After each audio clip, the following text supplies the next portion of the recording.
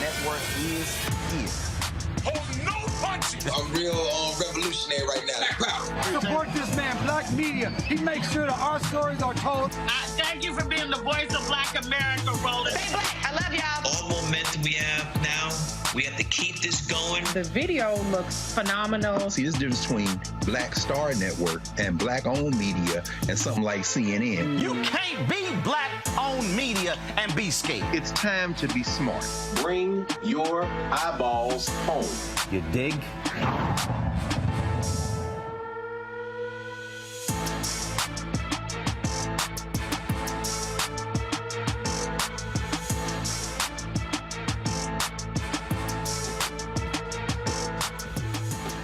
is Monday, December 5th, 2022. Roland Martin Unfiltered, broadcasting live from Hinesville, Georgia. We're streaming live on the Black Star Network. Of course, we are 1 day away from voting in this state to determine who will be the United States Senator for the next 6 years. Will it be Senator incumbent Raphael Warnock, or will it be Hershel Walker? Massive number of people voting all across this state. More than 1.8 million folks have already voted early. Based upon a breakdown of the numbers, Democrats are doing very well. Republicans, of course, turn out very much on Election Day. Rain is in the forecast tomorrow all across the state as well. We'll talk about what will happen. Also, in about an hour, Senator Warnock will be holding his final rally before the vote tomorrow as well. We'll go live there and show that for you as well. Yesterday, we were in Savannah. Congresswoman Sheila Jackson Lee, D. Nice, as well as Bishop Vashti McKenzie were here traveling all across the state. We'll show you what took place at a restaurant here in Savannah. Also, why are black students at private schools in Georgia not able to vote using student ID? We'll explain that. Also, we'll talk about the Atatiana Jefferson story out of Fort Worth. The cop who killed her finally goes on trial. Also, a grandmother is attacked by SWAT in Colorado. We'll tell you that story as well. And Deion Sanders leaves Jackson State for Colorado. A lot of people are very upset by that. I'll share my thoughts on Deion leaving JSU to go to the Power 5 school of Colorado. It's time to bring the funk on Roland Martin Unfiltered on the Black Star Network. Let's go. He's got it. Whatever the miss, he's on it. Whatever it is, he's got the scoop, the fact, the find.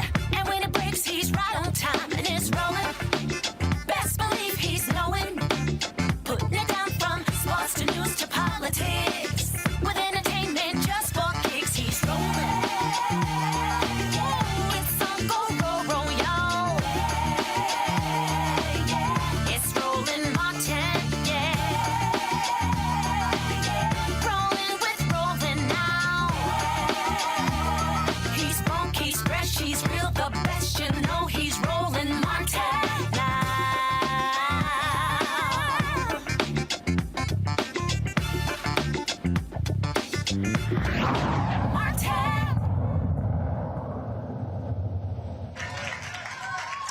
Folks, we're here in Hinesville, Georgia. Of course, we are 1 day away from voting the crucial decision who will be the next United States Senator from Georgia. For the last 2 years, Senator Raphael Warnock has been in that position. He won the runoff in 2020. He faces Republican Hershel Walker, who have fulfilled the full 6-year term, and that is taking place tomorrow. Already 1.86 million Georgians have voted early. Of course, it was Democrats who sued the state to ensure early voting could start on November 26th. Folks have been turning out in significant numbers all across the state. So already 26.7% turnout when you look at the numbers. So 1.86 million folks have voted out of 7 million voters. But the key is going to be, of course, how many people show up tomorrow as well. Rain is forecast here in Georgia. Republicans are already laying out exactly who they're going to blame for Hershel Walker losing. But the bottom line is the race is not over.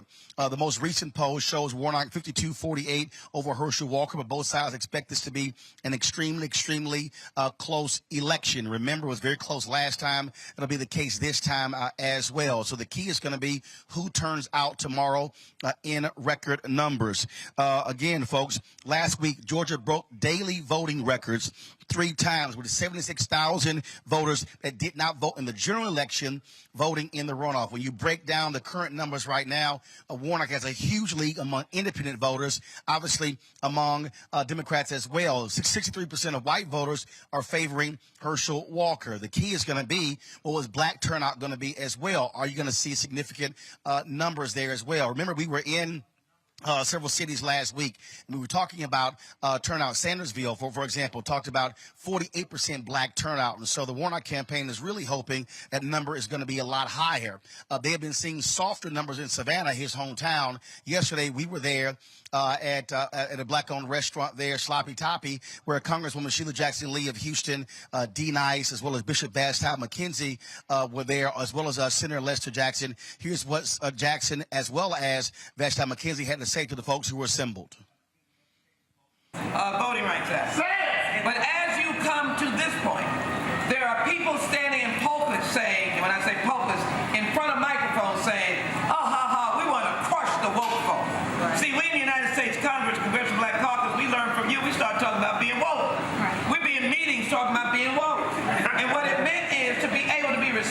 accessible to everyone, to give everyone a seat at the table. No matter whether you're a black man or black woman, no matter whether you are young or old, whether you're a child, whether you're in the Generation Z, Generation X. Be woke. And we were proud to say that. But it caught on. And we were getting too much. And we won in 2020. And you did something in Georgia that no one had ever heard. What? You put a president in and a senator.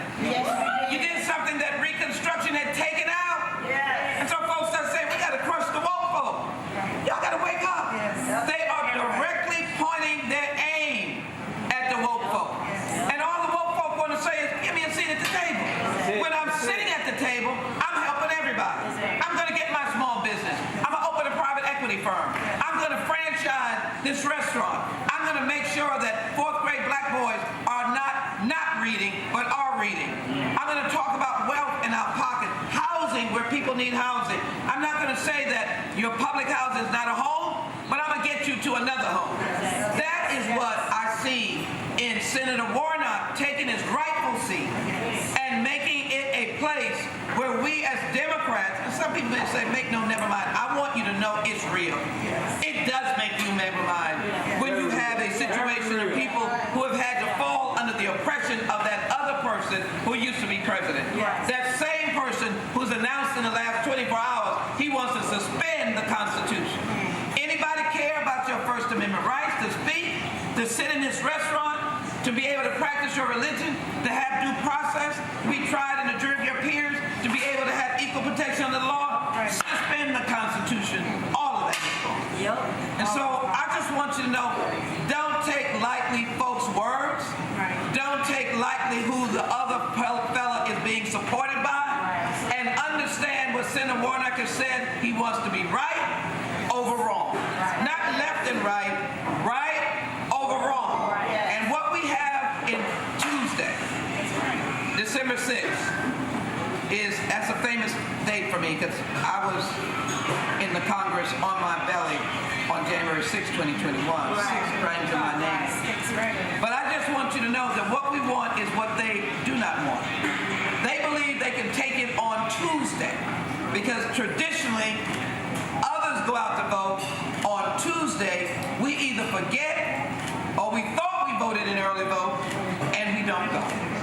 And so in order to shock the nation and have the world say, oh, Georgia has done it again, you've got to push the votes out of goodwill folk, no matter what background they are. You've got to push them out to get out and vote, and to vote right over wrong, and to vote for a man who has believed in lowering your health care costs, believes in social justice, believes in climate, believes in all Georgians sitting at the table of empowerment, ensuring that if you are any race, color, or creed, and you're woke because you want change and you want the impressionable people of all Z's and X's to be at the table of empowerment, no matter where they come from, then you're going to vote for Senator Raphael Warnock. In Congress and the U.S. Senate, it's about religious leaders making a difference. It's about common people making a difference. It's about foot soldiers. But we have the bishop of the A&B Church, Bishop McKenzie, is coming here to Georgia in this restaurant to tell you that we're going to make a difference because here in Georgia, we're fired up. In Georgia, what will what?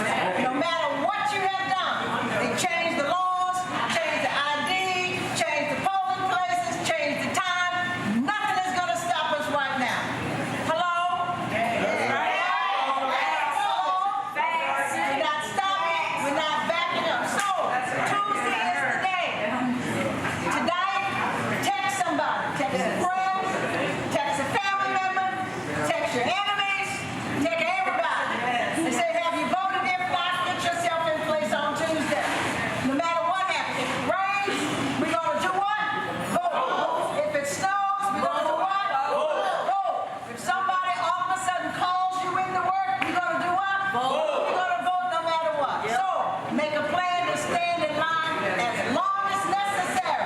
Because they have the long lines to make you frustrated, to make you go home, to make you quit.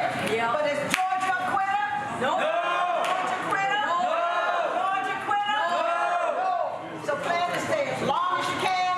Take your own water, take your own snacks. All right? Buddy up, get in line, and vote. We're voting for character. We're voting for experience. We're voting for a man that has Georgia at his heart. He's not in it for himself. He's in it for you. He's not in it for a title. He's already got a track record. Yes, yes, for you.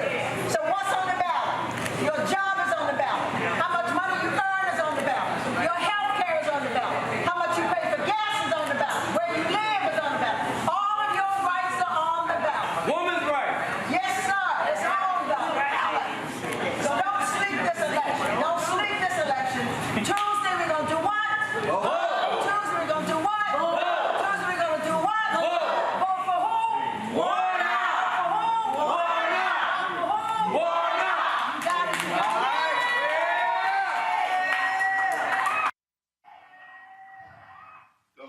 Joining us on our panel, Dr. Julian Malvo, of course, Dean of College of Ethics Studies at California State University, L.A., Dr. Amakongo Dabinga, Professorial Lecturer, School of International Service at American University, and Georgia Representative Renita Shannon. Glad to have all three of you here with us in Hinesville.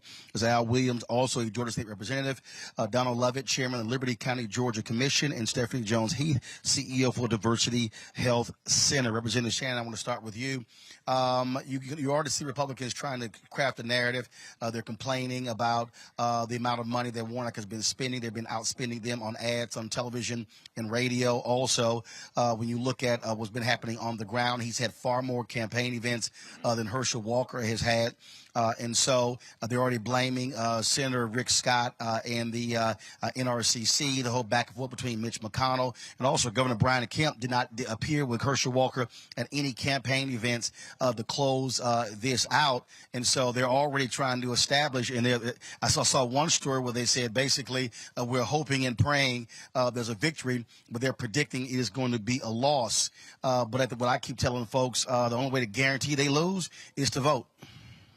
Absolutely. And you're right. What it has felt like here in Georgia is that Senator Warnock, I'm not even sure if he ate Thanksgiving dinner because he did not stop campaigning from the general election. And so he has been on the ground. And it's just really interesting because Herschel, has presented himself as somebody who is so tough and a former athlete and ready, so much energy. We haven't seen him since the November election. So folks are ready. People are ready to, let the nation know what our values are here in Georgia, and I'm very excited about it. To your point, Republicans, of course, are blaming anybody that they can for this loss, but they're doing something that they always do, which is a repeat pattern, and that is doing everything except figuring out ways to get new voters. They have gone from, instead of talking to folks and trying to figure out a way to increase their base, they have moved forward with voter suppression over the last several decades. They have now moved forward to, blaming different folks for, the loss of this race. But the thing that they never seem to take a look at is what they need to do to increase their base. What you're seeing, Amakongo, a lot of people who've been coming in over the last 4 days to assist Senator Warnock tonight at the 7 p.m. event. Israel Houghton is going to be doing a concert. He's been hitting several different places.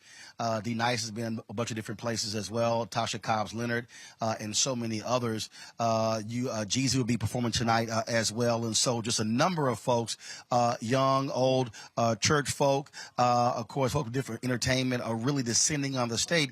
Because as I keep saying, this election is not just about Georgia. U.S. senators are voting on issues impacting people all across the country and the world. That's right, and you've been saying that daily. And really, we have to understand, all of these people who are descending on Georgia right now, we understand what's at stake as it relates to getting an extra seat in the Senate, and also as it relates to having the majority on the committee so that people can really work towards helping to implement Biden's agenda. And also, hopefully, some of the things we're talking about as it relates to the Judiciary Committee and putting some pressure on the Supreme Court because of whatever it is that they're doing, because they have no ethics and they're bound to nothing. There's so much that can be done by having that 51st senator.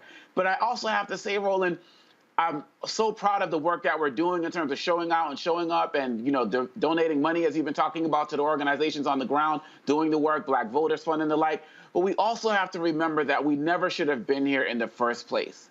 We never should have been here in the first place. I heard just today that over 70,000 people who didn't vote in November voted now. If those people came out, we wouldn't have to be in this situation. So we can't keep taking these situations for granted. We should have knocked it out on November 8th, but hey, I'm so glad of what we're doing now. But we can't drop the ball after this is done. We have to use this energy that has been brought to the table right now to continue fighting, because the Republicans, they clearly know that they have no argument. Clearly, this is also a referendum on Trump to let people know at the end of the day that pretty much most of his candidates, except for Vance, basically didn't win. I guess you could talk about Johnson, I guess, a little bit. But really, at the end of the day, this is a referendum on Trump, Mr. End the Constitution, terminate the Constitution, Trump, who wants to be president again. So really, right now, we got to seal the deal tomorrow. As they said, rain, sleet, or snow, we got to get out there. And I know all the news have been talking about, oh, it's heavily favored, the Democrats with the early voting. But really, at the end of the day, that's what they said in 2016 with Hillary Clinton.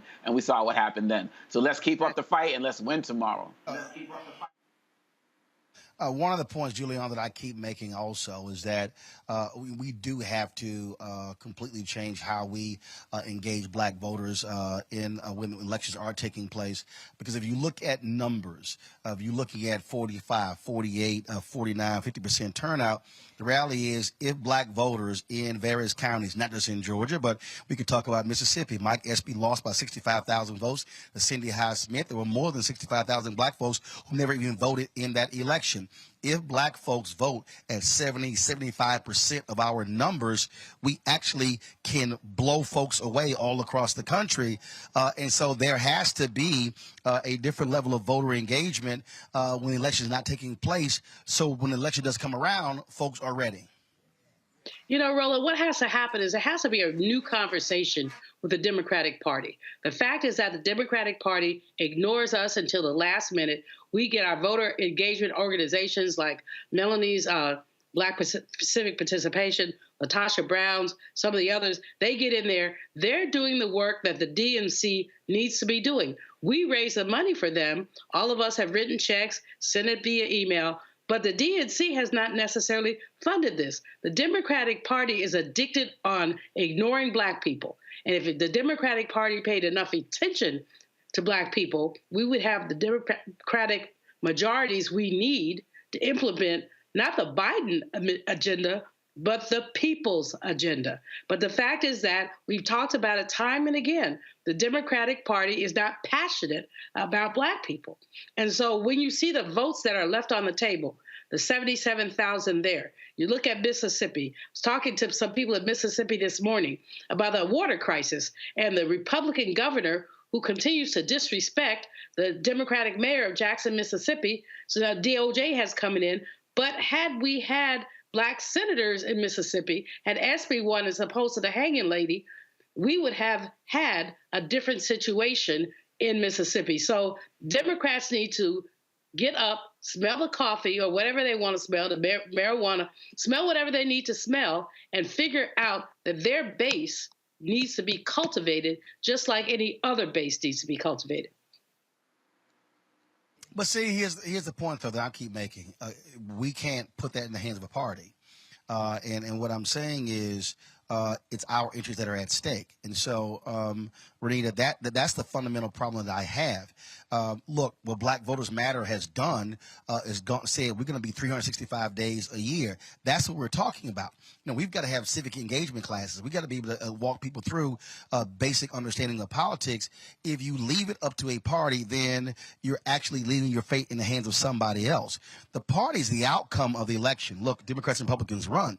What I'm saying is Black organizations, political organizations, Black social organizations, Divine Nine, Prince Hall Masons, Eastern Star, Links, we can go on. Church organizations should be asking themselves, what exactly are they doing to teach and engage Black voters? This is not a party conversation. This is a Black people conversation.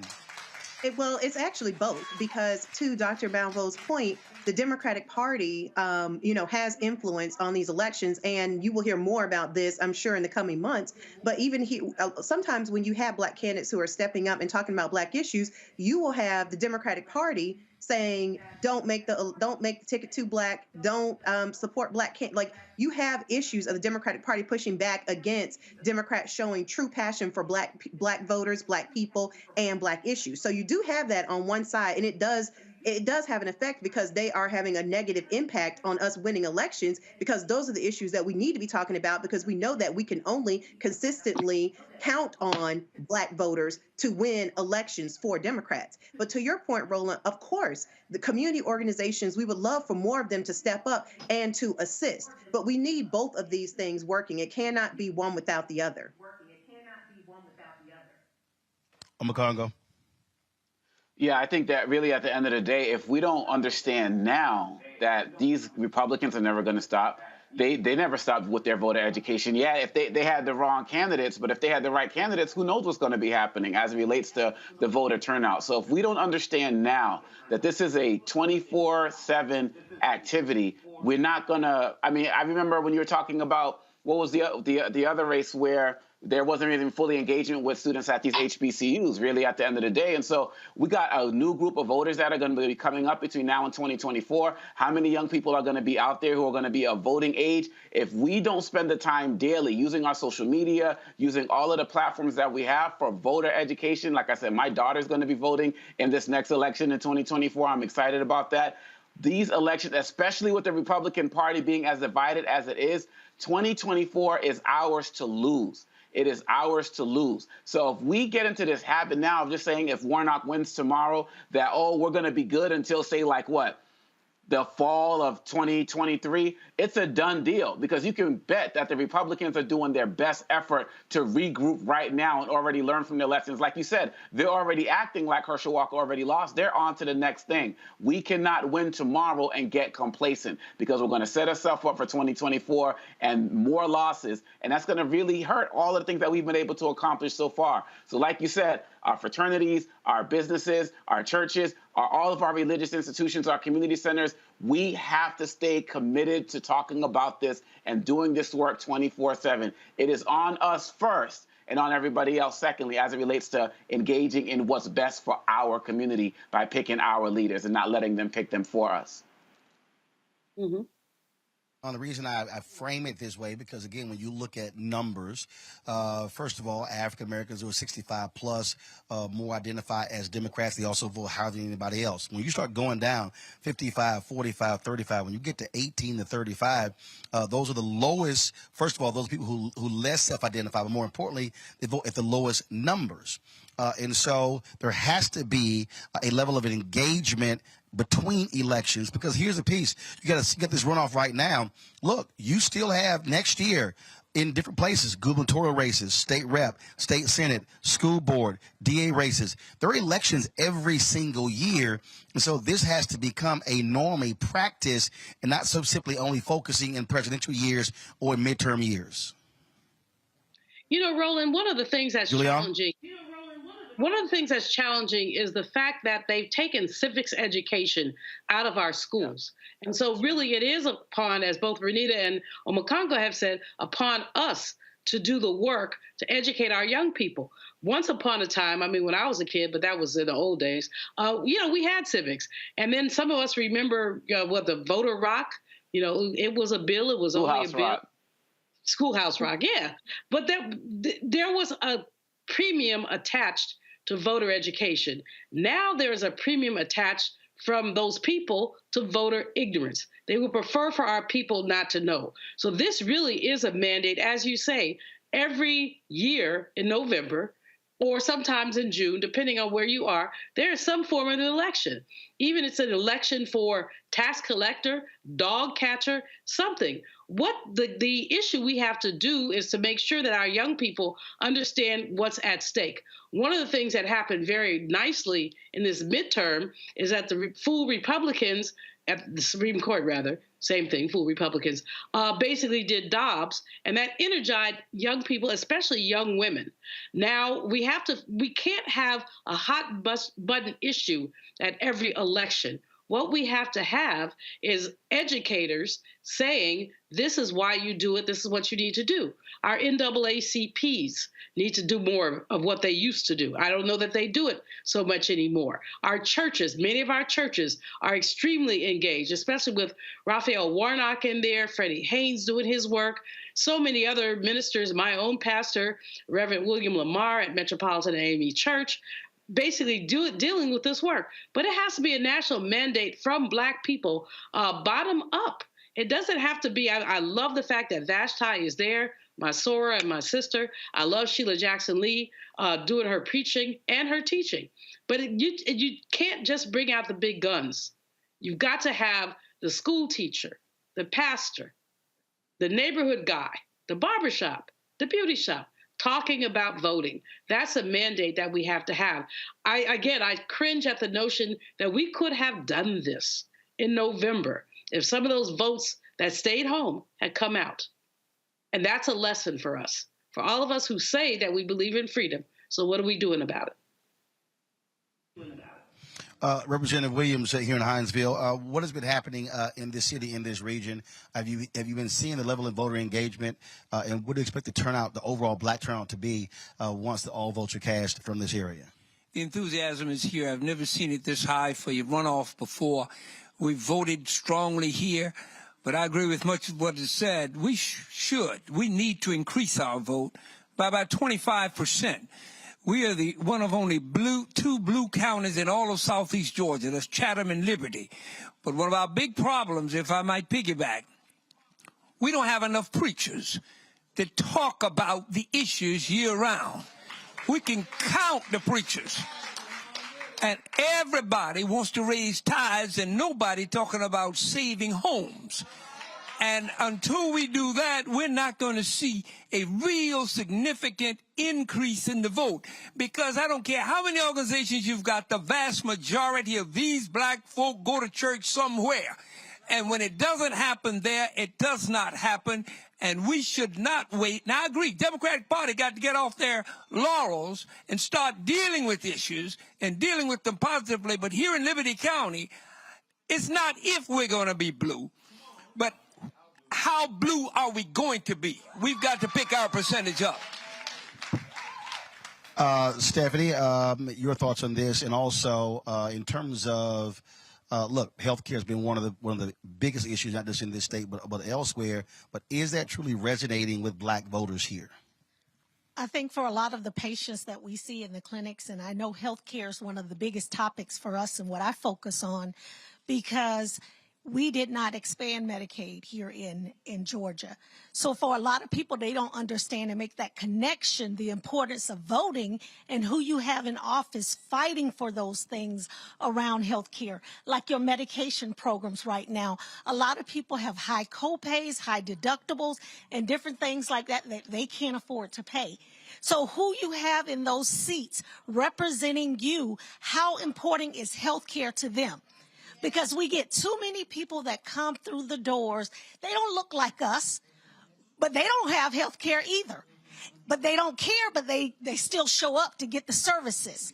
So we have to realize as a community, as a race, as people, that we have to put people in positions that are going to make the decisions that best benefit us. And that might look like something where you have to educate people that come through the door of the health centers and different places where you're at. But you have to educate people on the impact that they're having if they don't show up to vote. Donald? Just being in this room today, I was pleased to hear from a mother who said that she ensured that her young family members voted. Another mother over here somewhere said her college kids that came home, they were trying to ensure that they voted. We need to have more and more and more of that. I've got a grandson too at Augusta State, but if I don't remind him, so they're not paying attention. And I'm not sure what the answer is to get that demographic to pay attention. Tell them no check, no food, no vote. Tell them, sure, I need proof that you voted. And with my grandson, he's at Augusta State, and they have an African American club. He's involved with all that. But lot of work to be done. A lot of work to be done. So it's incumbent upon us as parents and grandparents to make sure we push it. So thank you, parents, for doing that, for pushing it. We got to do that. They don't have the experience we have. Y'all know that. So we have to have them to embrace where we are. Now, in Liberty County, we're a little bit different, Roland. We're a little bit different. A great history of being active and engaged. Representative Williams gave me some stats of that in 1946, I think it was. More blacks than whites registered to vote in Liberty County, Georgia. In 1946, I didn't say 46. So we have a history of being engaged, and that's why he said we're blue and going to get bluer. But I think we have the responsibility, whether we want it or not, to really push and work with our younger people. I mean, look, you might start in middle school or wherever. Somebody mentioned civic classes. I see, I go all the way down. So you keep saying get bluer and bluer. I'm trying to say get blacker and blacker. Blacker. If you get blacker and blacker, you will get bluer and bluer. Well, you're in a county that's pretty black, my brother. No. You got, see, here's my deal. We may have black numbers, but I want to see black numbers translate to black votes. Gotcha. And so, because we've been in Swainsboro and Statesboro and all the different places, and I'm sitting here in the city, 65% black, never had a black mayor. And then other places are talking to them. And again, when I look at numbers, and that's what it boils down to. To me, it's an absolute waste to have 50 and 55, 60 and 65, 70% black cities, but then turnout is 40, 35, 40, 45. We've been dealing with Louisiana, significant black numbers there, and you had 28, 30, 32% black turnout. Numbers were abysmal during early voting. And so what we keep reiterating is that we literally are leaving our power at home, but then we turn right around and say, well, we don't have this, we don't have this, we don't have this. Well, voting is political power, which deals with economic power. And so what I'm saying is I think what has happened is we are not making the proper connection where everyday folk who don't live and breathe this can understand what that means. Because when they say, well, my vote doesn't matter, no, it does matter. Let me walk you through that. Every cause needs a champion. And I'll say this, I think Stacey Abrams was such a champion for the cause of voter engagement. Yeah. So we need Stacey to go out into Mississippi, highways and byways, and do that civic engagement piece. Yep. That is what's missing. But she was, that's her calling. That is her calling to do that. I'm not sure what her future political plans are. I'm not trying to crash her dream, but her gift to me is civic engagement. I got you. And so I think what we're seeing again all across the country, that has to be the case. We have to have that level of engagement. I told y'all last week in Texas, 75% of voters under 30 did not vote in the Texas election. 75%. Well, if you're the largest demographic in the country, those under 30, then that can totally change an election. And so that has to be top of mind. Got to go to a break. When we come back, we'll talk more about what's happening in Georgia also. We'll talk about the issues, but also we'll deal with Deion Sanders leaving Jackson State. We were there at the SWAC championship on Saturday. We'll hear from the president of Jackson State, also Mayor Chokwe Lumumba. I just to chat with him as well. And then I'll share my thoughts on Deion leaving. A lot of people are upset. A lot of conversation on social media. Folks are calling him a sellout turncoat for leaving HBCU for predominantly white institution. And so, I got a couple of things to say about that. You're watching Roland Martin Unfiltered on the Black Star Network live from Hinesville, Georgia. Back in a moment.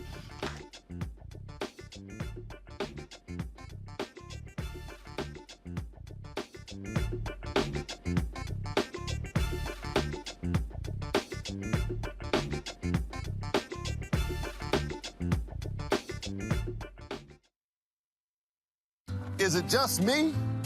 Or does it feel like we've been here before? The whole country's finished voting, and only us left. You'd think Herschel Walker would want to explain what he'd do in the Senate if he actually wants to represent Georgia. Instead, he repeats the same lies, trying to distract from what we all know is true about him. But I think Georgians will see his ads for what they are. Don't you? I'm Raphael Warnock, and yes, we're doing this again. That's why I approve this message. On the next Get Wealthy with me, Deborah Owens, America's Wealth Coach, inflation is on the rise. Interest rates are high. Can you still thrive during these uncertain times? On the next Get Wealthy, you're gonna meet a woman who's done just that, living proof of what you need to do to flourish during these uncertain times. These are times where you take advantage of what's going on. This is how people get rich or richer. That's right here on Get Wealthy, only on Black Star Network. Mama always said all skin folk ain't kinfolk. Georgia, we don't need a senator who's against reparations. Reparation teach separation. Slavery ended over 130 years ago. We don't need this. I am with many police officers. And we sure don't need this. I want to be a leader like him. Walker wants to be like Trump and will fight harder for him than he will for us. We don't need a Walker. Paid for by Black Voters Matter Action PAC, not authorized by any candidate or candidates committee. Next on the Black Table with me, Greg Carr, we welcome the Black Star Network's very own Roland Martin, who joins us to talk about his new book, White Fear, how the browning of America is making white folks lose their minds. The book explains so much about what we're going through in this country right now, and how, as white people head toward becoming a racial minority, it's going to get, well, let's just say, even more interesting. We are going to see more violence. We're going to see more vitriol, because as each day passes, it is a nail in that coffin. The one and only Roland Martin on the next Black Table, right here on the Black Star Network. Hi, I'm Vivian Green. Hey everybody, this is your man Fred Hammond, and you're watching Roland Martin, my man, Unfiltered.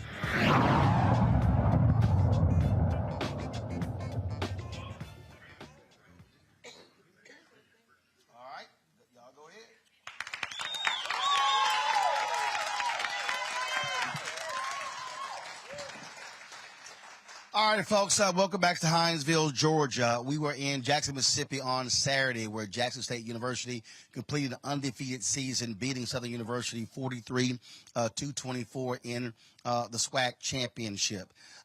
It was a packed crowd, but what a lot of folks were talking about and concerned about was whether or not head coach Deion Sanders, who's been there 3 years, is going to actually stay there or leave. Well, later that night, it was confirmed when he met with the players that he was indeed going to be leaving Jackson State for the University of Colorado. This is what he had to say to his team when he told them personally about his decision. Okay, down for the nitty-gritty. I know y'all been hearing the rumors and everything that's been transpiring around about my whereabouts and what I'm going to do. And I like for y'all to hear it from me and not from anyone else. It is what it is. Either in coaching, you get elevated or you get terminated. Ain't no other way. You either elevated or terminated. And it ain't no graveyard for coaches where they die at the place. It don't work like that.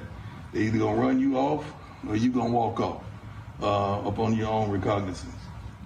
I've chosen to accept the job elsewhere next year. I'm gonna finish what we started.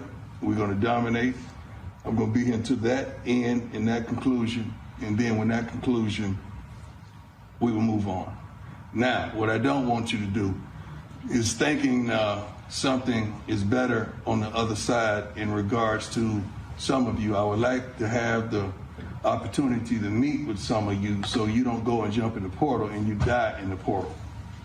I don't want that to happen because some of y'all thinking it's simplistic like that, and it's not.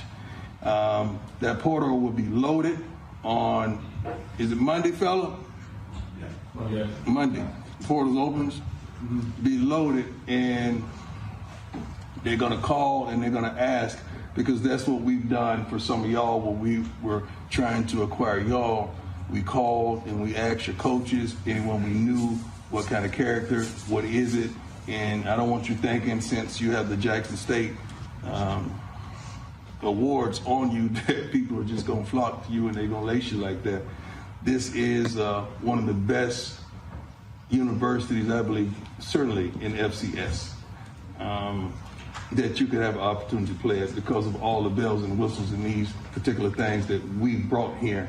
And I'm trying my best with this wonderful gentleman to help choose this next guy for you. My recommendation goes to TC.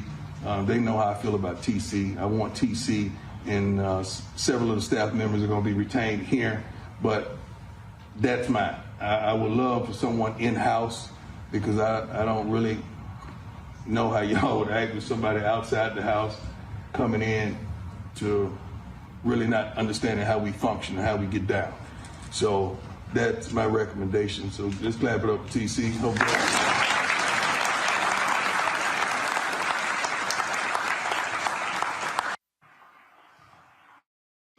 A lot of unhappy faces there. Obviously, Deion Sanders was a huge advocate of folks coming to Jackson State. He's faced a lot of criticism out there on television and radio and social media, some praising him, saying he should have left, others really upset.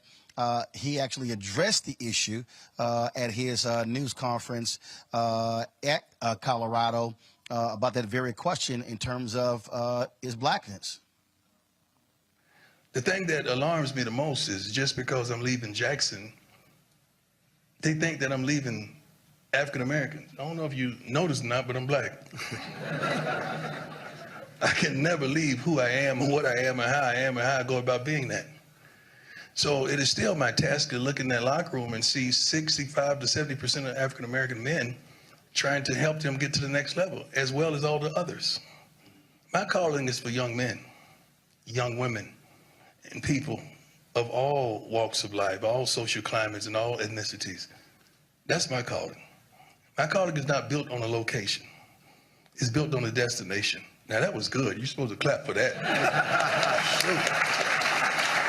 Darn it, that was good. You give me some of my good stuff. We just getting started. I already went in the bag, baby. Let's go. We were, of course, like I say, in Jackson, had an opportunity to talk with the president of Jackson State University about this season, but also about what life would be at Jackson if Deion chose to leave. Here's my conversation with him. All right. First of all, Mr. President, just one hell of a year for your team. Right. Great year, undefeated. Looks like we're headed towards another SWAC championship on to Atlanta. It's been a wonderful year. Talk about the level of excitement that has been around this program with Coach Sanders being here for this has been his third season. It's been great. You know, he's really elevated the excitement level. This has always been a wonderful program. We've always had amazing fan support. But what we've seen is what happens when you bring in a coach committed to excellence, ignite our fan base, combined with the great JSU fan base, and you see everything you see here. Have you also seen an overflow in other areas as well? I've been interviewing the alumni president and others talking about the impact, again, with the level of attention that's now been on Jackson State. Well, good publicity is always good for an institution. So we have seen the impact in terms of our enrollment, just the positivity surrounding Jackson State University, our football program, academic programs, despite some of the challenges we face with the city, water crisis and all. What you've seen is just an overall elevation of Jackson State University. One of the things that we were, of course, broadcasting with General Motors from their activation there. What have you seen from corporations? I've been saying since the death of George Floyd, have been this renewed emphasis. Have you been experiencing that, a different level of conversations and commitment from corporate America? Yes, look, there hasn't been a week that's gone by that we haven't had some engagement with corporate America wanting to invest in our university, wanting to invest in our students, internships, job placements, fellowships, all of those things, scholarships, all of those things matter. So it's been great. We want to see that continue. This is not just the moment. We talk about the HBCU Renaissance, the moment. We've always been here. We want to see that continue. You also have this criticism of some places like North Carolina A&T and Tennessee State when they're doing well. It's like, what are you doing? And They're attracting students. Look, I haven't had that problem yet. Look, we're doing well. We want to keep doing well. Our alumni, our supporters, our state, all want to see JSU do well, and we're going to continue to elevate at Jackson State University. Obviously, there's a whole bunch of tension surrounding whether Coach stays here or not, so are you prepared for that next level if he decides to leave? We're always prepared. There's always a plan in place at Jackson State University. The same focus, the same drive that brought him here, it will help elevate us to the next, so we're looking forward to great seasons ahead at Jackson State University. All right. I appreciate it. Thanks a lot. Thank you. I appreciate it.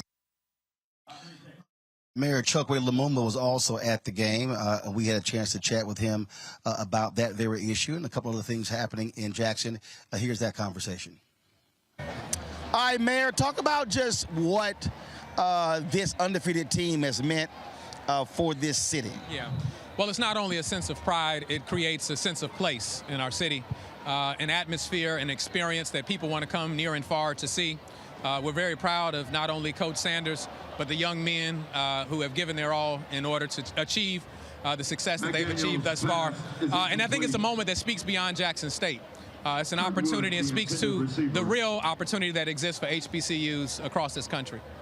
And obviously, when you have folks who are coming to this stadium, filling it up, they're in hotels, they're eating in restaurants, and so that's an economic boon to the city. Absolutely. I tell everyone I didn't go to Jackson State, but I'm the biggest fan because it's good for business, right?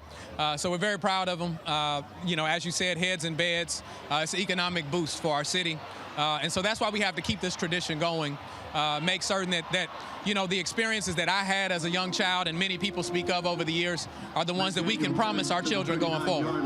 Now, obviously, you talk about what Deion Sanders has brought, the level of attention. I mean, I'm sure your media trackers are showing the mentions and a constant conversation of Jackson, Mississippi being talked about nationally. Absolutely. It's really put Jackson in the spotlight. An opportunity to discuss the good and bad that the city faces.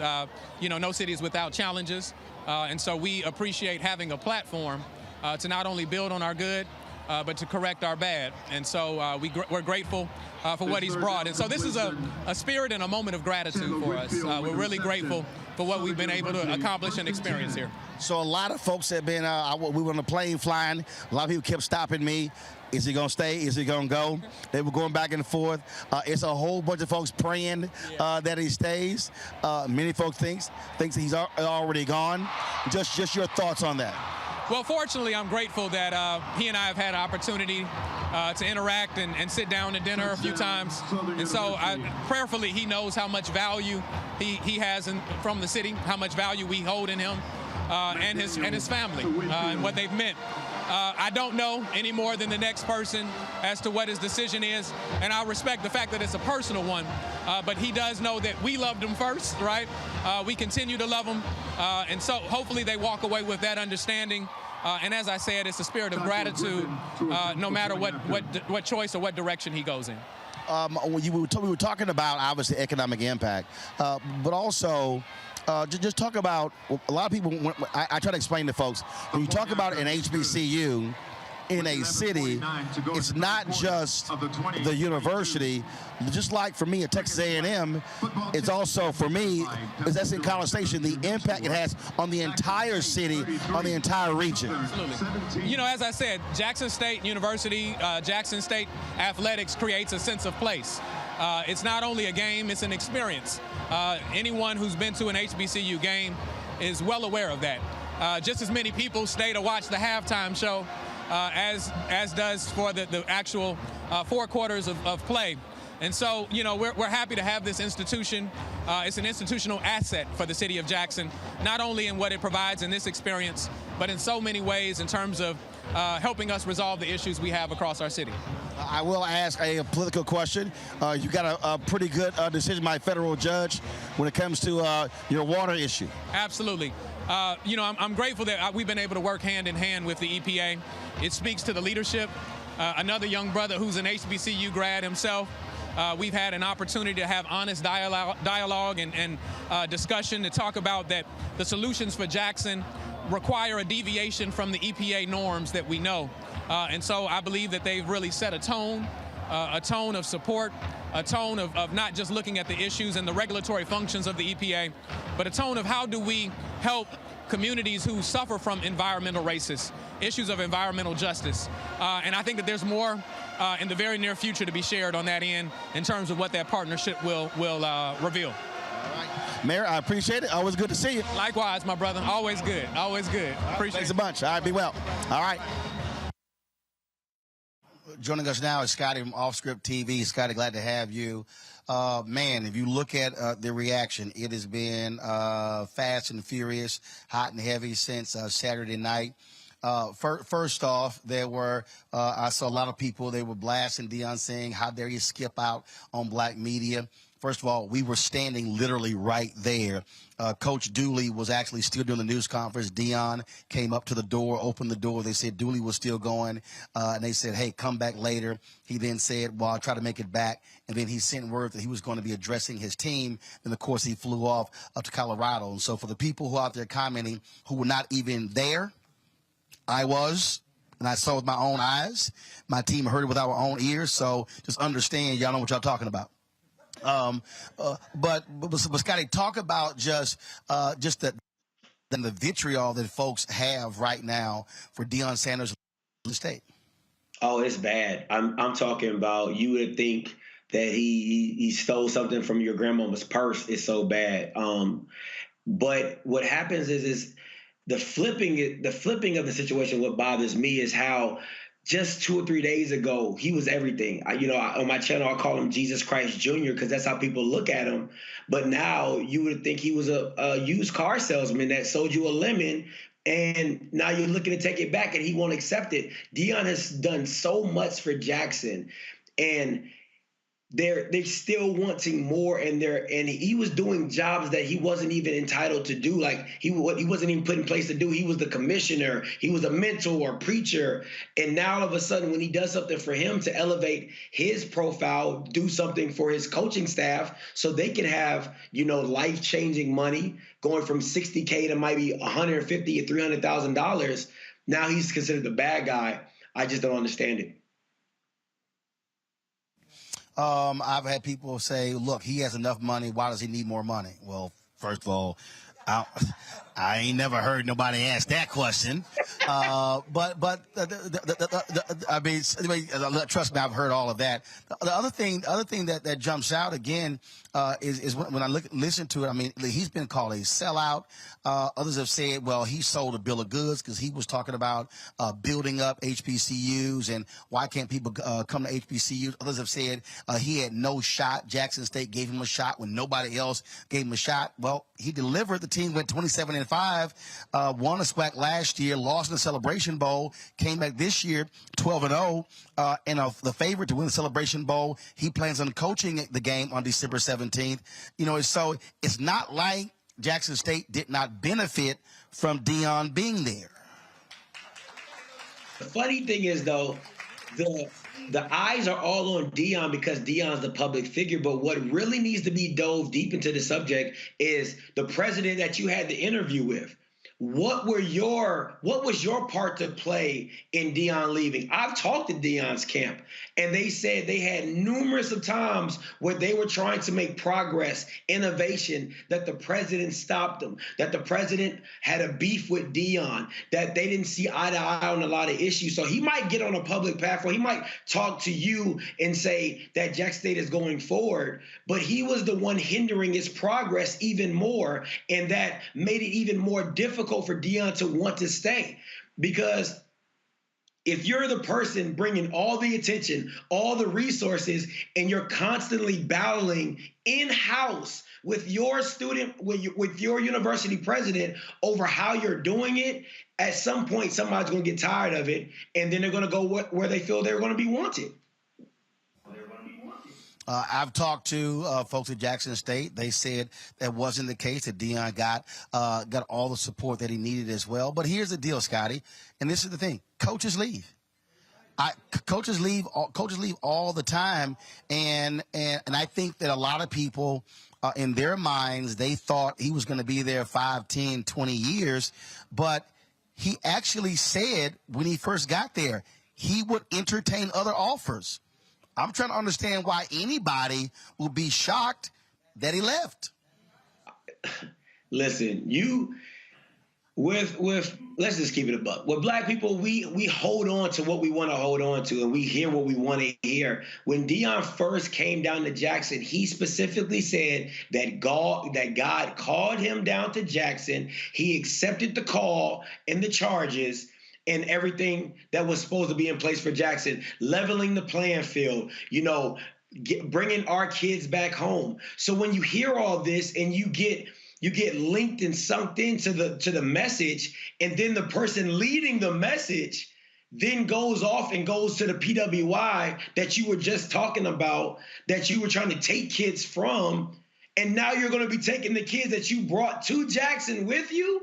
Yes, you're going to have a pushback on what they feel is right. Now, do I feel like it's 100% his fault? Absolutely not. But do I think he still should get some backlash for pushing that message and then doing what he's done? Absolutely. But it's a catch-22 because he's done so much that I do feel like he's allowed to leave. Well, again, it is, Jackson State has not made an announcement who's going to be replacing him. He offered up who he thinks should replace him. And it's very interesting. I hear a lot of people out there that they're talking about, they say, well, this is one of his critics. Well, he only helped Jackson State. He didn't help the other HBCUs. I've had conversations with various execs, corporate America, and in media. The reality is, you're going to see new TV deals that are going to be coming out for CIAA, as well as, of course, you've got your SWAC as well. Other HBCUs have been helped. So this notion that it only helped at Jackson State is actually erroneous. You focus on this a lot. You cover this. Your assessment when you hear people say, well, he didn't elevate all HBCUs. He just only elevated himself in Jackson State. It's like if you're in a family, right? And you have cousins, but your mama makes a lot of money and the other mamas don't, like the other cousins' mamas don't make money. It's like we're not getting what you got. We're getting what we need, but we're not getting what you have. And that's the problem that a lot of SWAC schools have, is that they're comparing what they have to what Jackson had. Well, they have Deion. So Deion's always going to bring more to where he's at than where you're at. But there was a huge trickle-down effect to everybody that was touched by Jackson or in the SWAC realm of coverage. I'm talking about, sellout crowds, ESPN2 games, better recruits coming to your school. Deion can't get everybody. You see what I'm saying? So now you have kids wanting to go to HBCUs because Deion's put a spotlight on them. And now you have that. You have a lot more scouts coming down to your games and going to your practices. Like, it wasn't to the extent of what Jackson has, because not everybody got a new practice field, not everybody got a new players lounge, but there was residue effect from the exposure that Deion did bring to HBCUs, and to say that there wasn't is a flat out lie. Then, of course, the question now is, if you are a coach in the SWAC or an athletic director or the other conferences, the question is, what do you now do? So, for instance, Dwayne Johnson, The Rock, he held an HBCU tryout on Jackson State campus for the XFL. I think 20-plus HBCU players were drafted. Well, yes. Here's the question. If you're the new Jackson State head coach, do you go after that now? If you're Eddie Robinson Jr., you keep saying that you're SWAC and Deion wasn't. Okay, are you now going to step up and be the face of SWAC? The other conferences, are you going to have better social media presence? Are they going to be more engaged? I mean, look, the reality is, if you're any one of these other HBCUs, if I'm Florida A&M and you only lost to Jackson State in the last couple of years, if you're Florida A&M, you should right now be campaigning for game day to be at your campus next year like they were at Jackson State. I just think the problem I have are all these folks who are operating in mourning as opposed to understanding that tomorrow is a new morning. It's hard because when you feel like when you feel like your leader has deserted you, that's all you're going to be focused on and what you don't have, and not what he's given you, nor what he's taught you to go fish on your own and make your own meal. And that's for Jackson as well as for other SWAC institutions as well, especially the commissioner. If anybody should have been sitting at the foot of Deion, should have been the commissioner of how he's been so well to market, how he brought in American Airlines, how he brought in, the Walmart deals and Geico and all the Aflac deals that he had. That's what you try to learn and try to instill so you can get those same amount of deals coming into it, because to act like the SWAC does not have its own brand, that it doesn't have its own network of people watching it, and that the black dollar is powerful, is a disservice to everybody in the SWAC. And if you think just because you lost Deion, you lost the rest of that, that's foolishness. Scotty, we appreciate it, folks. Subscribe to Off Script TV, his YouTube channel. You definitely want to check it out. Scotty, thanks a lot. I appreciate it, bro. Before I lay down my commentary on this, I want to give Omekongo, Renita, and Julian an opportunity to respond. Julian, you're president emerita of Bennett College. Just your thoughts on all of this discussion around Deion leaving Jackson State for Colorado. Well, he certainly has a right to make personal decisions, and his salary is going to bump up exponentially. So at some level, I don't blame him. On the other hand, he came in from 300 Julian, 1 second. Julian is going. Yeah, so folks understand it's going from 300,000 a year at Jackson State to $5 million a year at Colorado. Go ahead. I'll say it exponentially. Now, so he has a right to make those personal decisions, and of course, we have to support those and say, "You go, brother." At the same time, I'm disappointed in a number of things, especially him leaving. He brought Jackson State such visibility, so much, not only as your interview with Mayor Lumumba said, also the city of Jackson, which is not in the best shape these days. So, there's a pride for him. No African-American has led a place like Colorado, and he has opportunities, but there's also the sadness. And then there's an implicit message that being the coach of a trifling PWI is better than being the coach of a winning HBCU. So we're sending our students, our young people, mixed messages. Now, as your previous guest said, there are a whole lot of questions we don't know the answers to. What did the president do to keep the brother there? Could he have sweetened the pot? He couldn't give him the $5 million, but maybe he could have given him one. There are just a bunch of questions asked, but it's always an issue in HBCU land to talk about what we do, where we are, how we fit in with a greater higher education space. And, at the end of the day, I'm sad, but I have to say, go Deion. Now, if the brother can't do it in Colorado, we all go say, But, I think that he has opportunities, and I hope that the president at Jackson State will follow his recommendation on who follows him and makes it more tenable for the next person to excel as well. First, let me say this here. He's replacing a black coach. And in fact, Colorado, I think Deion is going to actually be the third black head coach in Colorado football history, so he's not going to be the first. Omekongo, your thoughts? I think that too many times in our community, we find ourselves looking for a savior. And even outside of the sports arena, when you look at what happens in the larger issues with the civil rights movement, for example, and sometimes movements end up dying when our leaders are taken away. When we take it down to something like to the sports level, I see the same thing happening.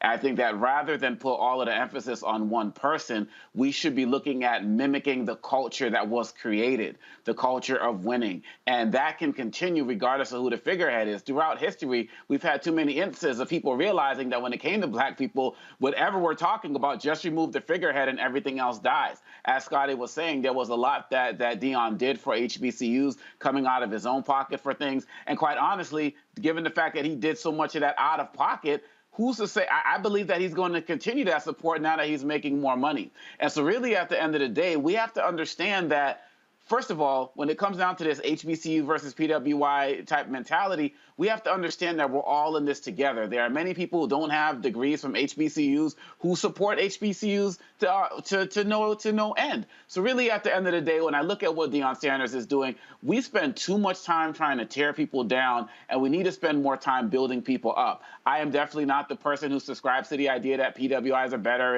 and all of that other type of stuff. But this is a brother who's making a move that's best for himself and for his family. And I believe he can still be a great representative of the culture. He's also going to a space where he's going to be working and mentoring and still coaching young black men as well. I believe that he did a lot to put HBCUs and sports and on the national spotlight in ways that haven't been done. And he lit a torch that many people who are coming after him should take and run with and elevate it to the next level. And I'm hoping that other former players of his type of caliber don't just see HBCUs as a stepping stone to these PWIs. I definitely don't want that to happen. But really, at the end of the day, if 2 seasons from now he started losing and he got fired, like you said, you're just going to die there, nobody would care about it. So I feel like when it comes to something like that, you got to do what's best for you. We got to stop looking for saviors and build on the culture that he created, because HBCUs are on the map in ways that they haven't been before. Look at what Michael Jordan's doing with Howard, what LeBron James is doing with FAMU, I believe. So there's a great opportunity for HBCUs right now,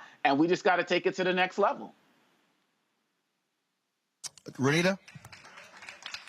Yeah, I hope that there is actually more to this story than just that he left for money. He spent a significant amount of time in his press conference talking about the difference between being runoff and walking away. So I'm hoping that there's more to the story. And the reason why I say that is because what he is doing is supremely disappointing. And it's disappointing because he spent so much time waving the flag hard that you can have a great football career choosing an HBCU. You don't have to go to a PWI. So he spent a lot of time bringing attention to himself, attention to Jackson State, and he spent a lot of time bringing attention to that message. And what he was doing there was so magnetic that it was reaching people who don't even watch college football. Everybody was, enjoying what he was bringing to HBCUs, universities that had folks who didn't even watch college football considering maybe starting to watch because of what he was doing. And so the reality is, when you are a public person, and I'm sure Deion knows this, when you have gone really hard with one message and then your actions show something different,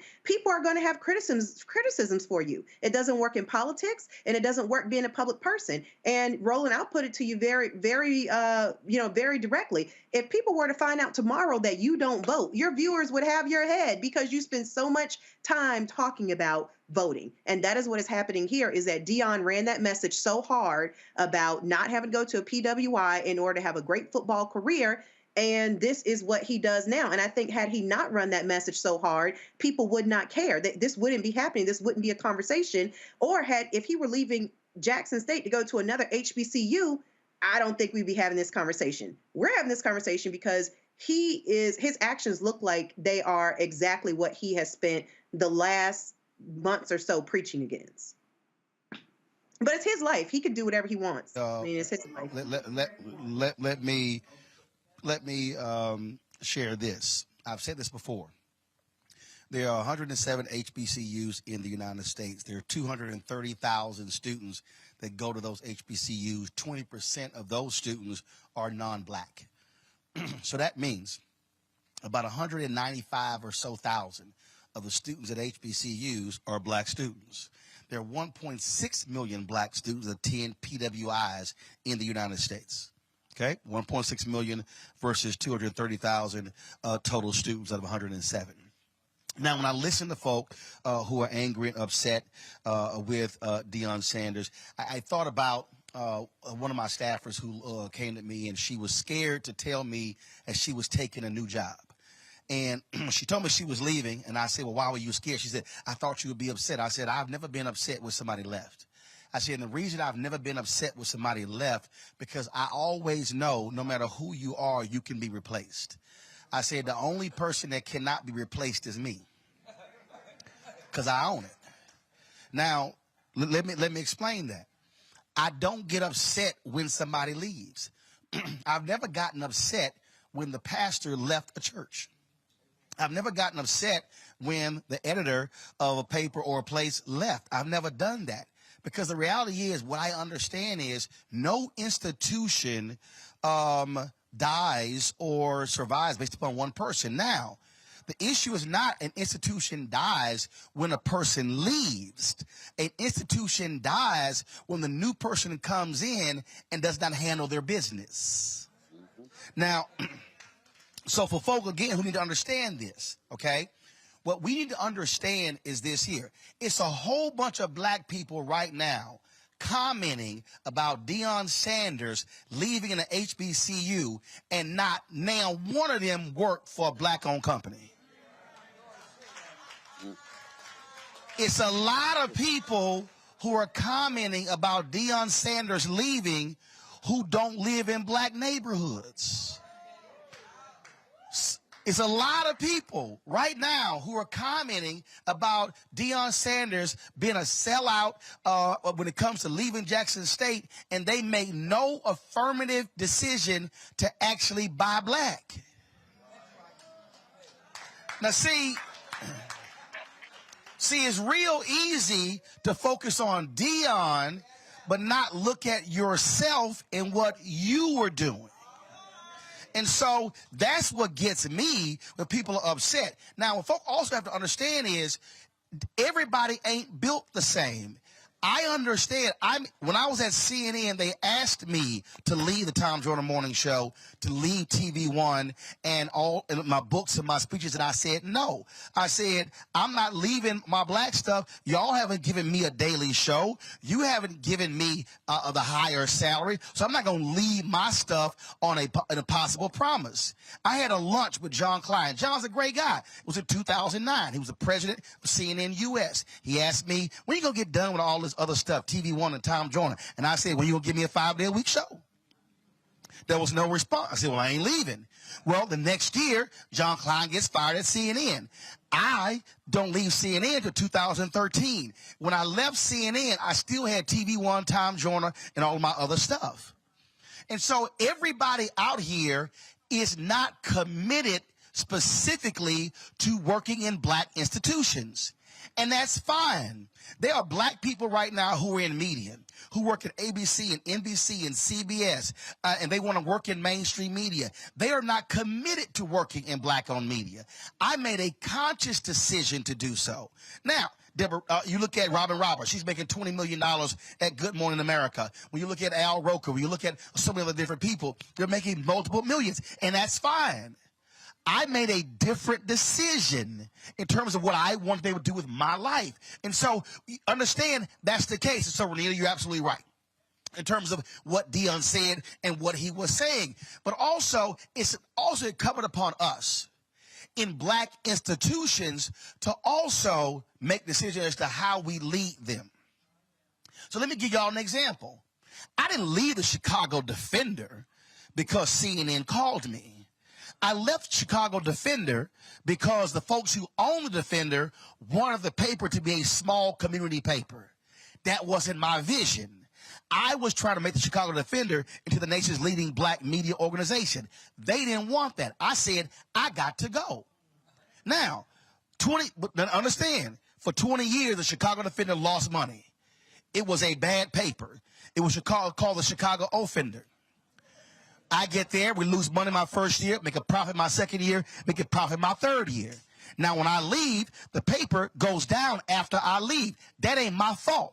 That's the folk who still own it and run it.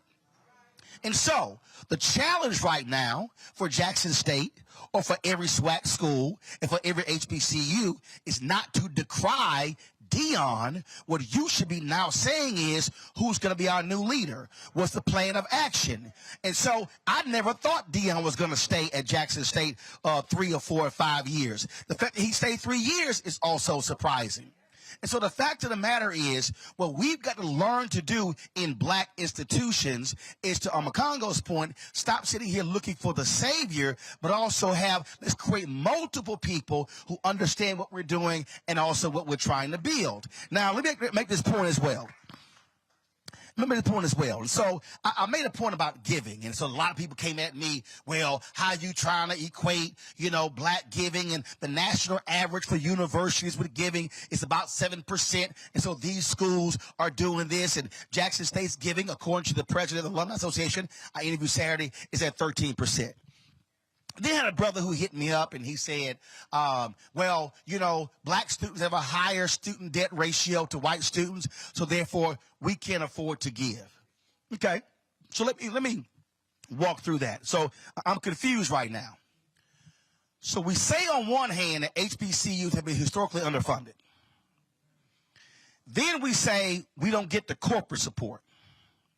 So we don't get the corporate support, we don't get the state support, because again, for state HBCUs, but yeah, your private HBCUs. So when I said that we should be, if you're going to be upset with 87% of Jackson State alumni that don't give. Be upset with 95% of Florida A&M alumni that don't give.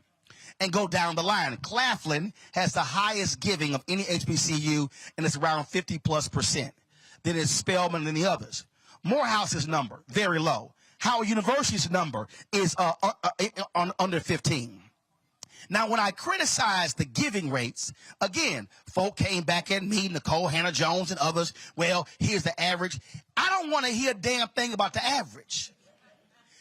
Because when I say giving, I'm talking about a penny or higher.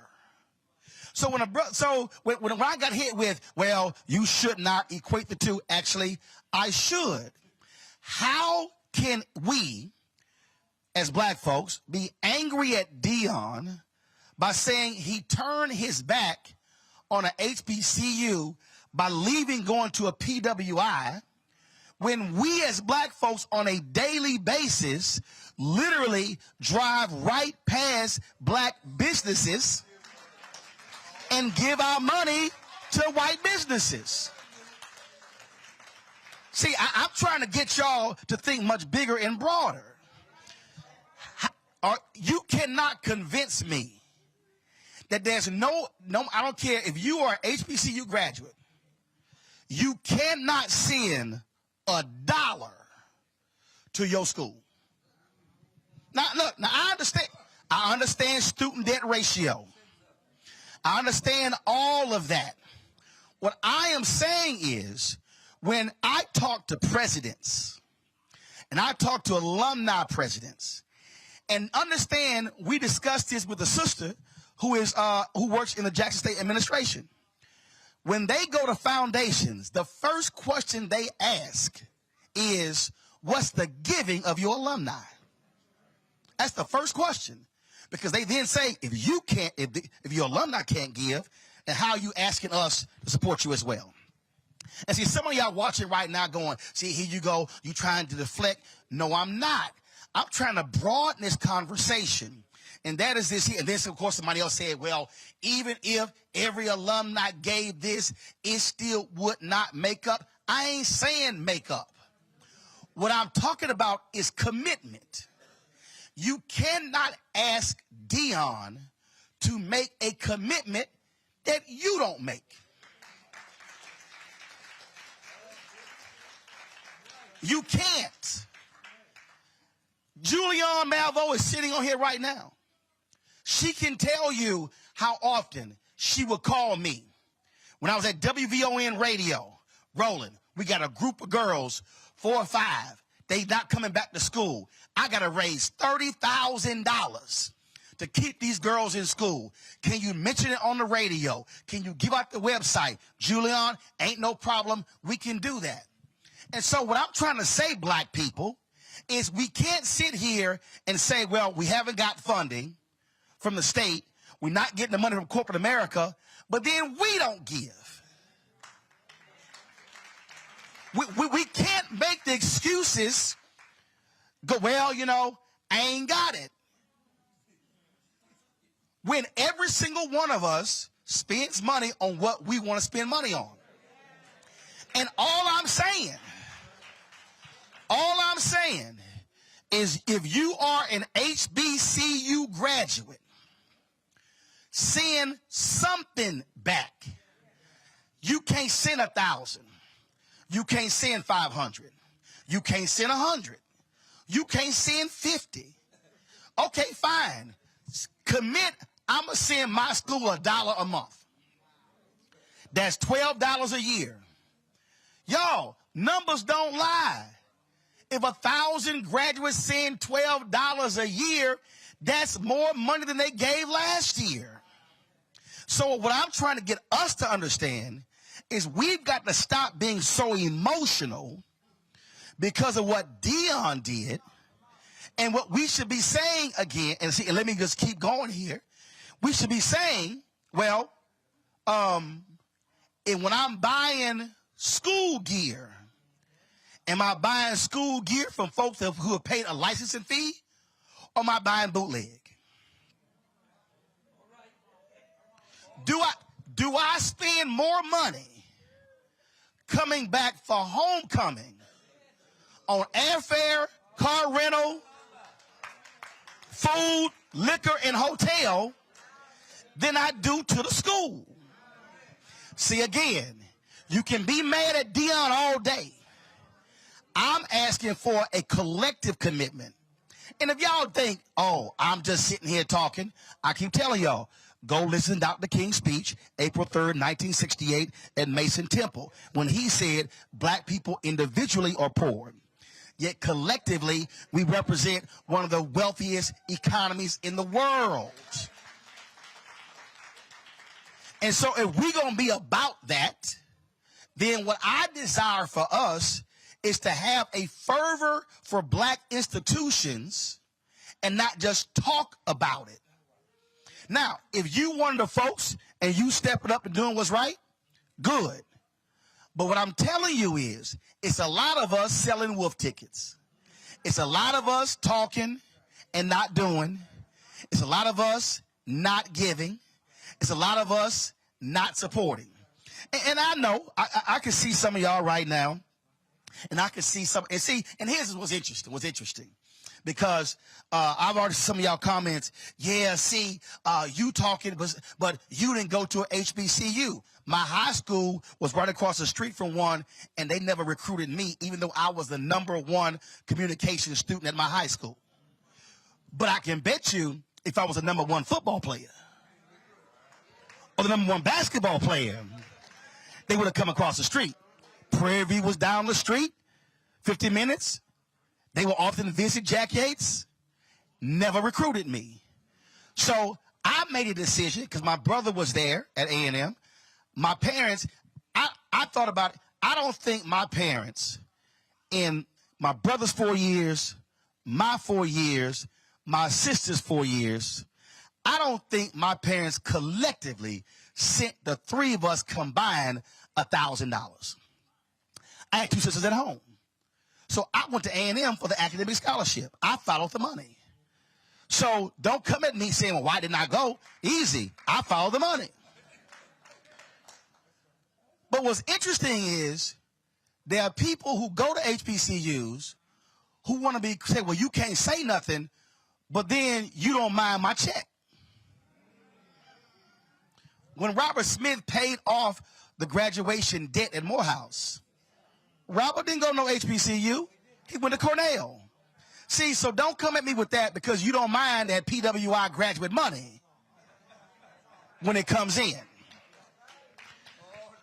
What is required right now are for black folks to walk the walk about supporting black institutions. So when you're watching Love and Hip Hop and giving them your eyeballs, that ain't black-owned media. When you are supporting, when you're looking at Complex, that's owned by BuzzFeed. That's not black-owned media. BET is owned by Viacom CBS. And so when I hear people get righteous and indignant about Deion, I got to ask you, what are you doing every day of your life to support what is black-owned? And the fact of the matter is, if you ain't got no black lawyer or a black dentist or a black doctor or a black accountant or black cleaners, if you're not frequently supporting black restaurants, if you're not going to, is it a black-owned gas station, then all you doing is sitting on social media demanding something of him that you ain't doing yourself.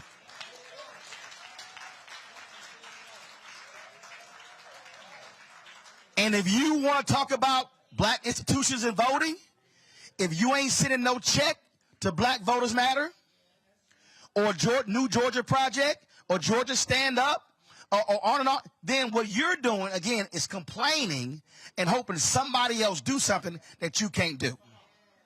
So Deion goes to Colorado. Deion, good luck. Whoever's the next head coach at Jackson State, good luck. I'll be at Jackson State's campus giving the commencement speech on Friday. And I'm telling y'all right now, I'm going to say the same thing to the graduates there. If you love Jackson State, if you love Mississippi Valley State and Alabama A&M and Alabama State and Texas Southern and Bethune-Cookman and Florida A&M and Morgan and Howard and Morehouse and Spelman and Paul Quinn and Wiley and on and on and on, if you actually love it, show it with your money. I'll be right back.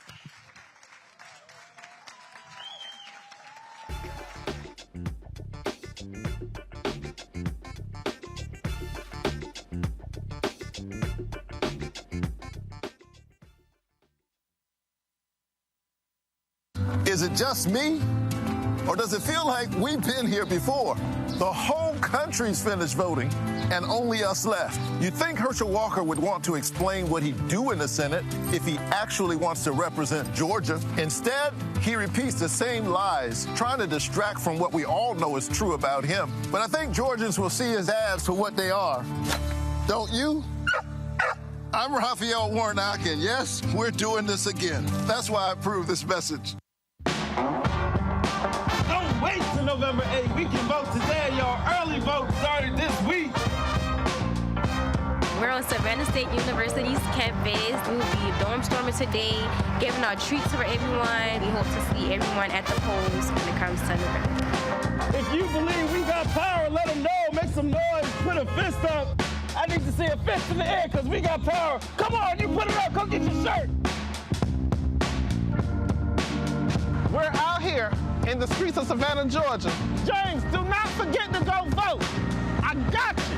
If we vote the right people in, we can make a change. We can get these resources in our community. I am a woman, and it is important that we have the say-so of what we want to do with our bodies. We're concentrating on entrepreneurism, providing young people with resources and training that they need in order to change their trajectories. We want Black down. Democracy is on the ballot. Voting rights is on the ballot. Voting suppression is on the ballot. I am most passionate about those three combined because they all impact each other. Savannah is my home. I care about my community, and I care about representation in my community.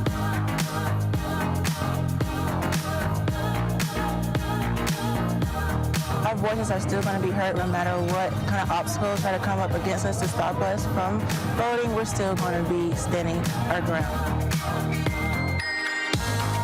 I see the effort that's being made to keep our communities from voting, so that makes me realize it's even more important, because if it wasn't important, they wouldn't be fighting to make sure we couldn't vote. This doesn't stop this year. This is a forever movement. We're going to exert our power as a people. Walk in our rightful place. We're going to change our communities, fight for our communities, and build our communities.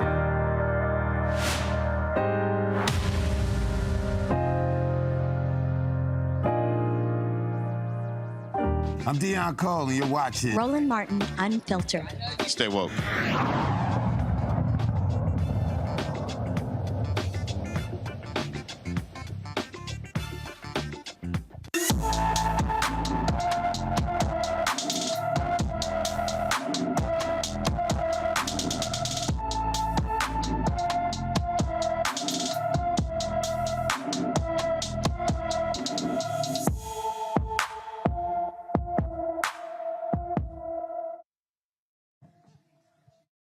First told you about 17-year-old We first told you about 17-year-old Norrell Bryant in April. She has gone missing once again.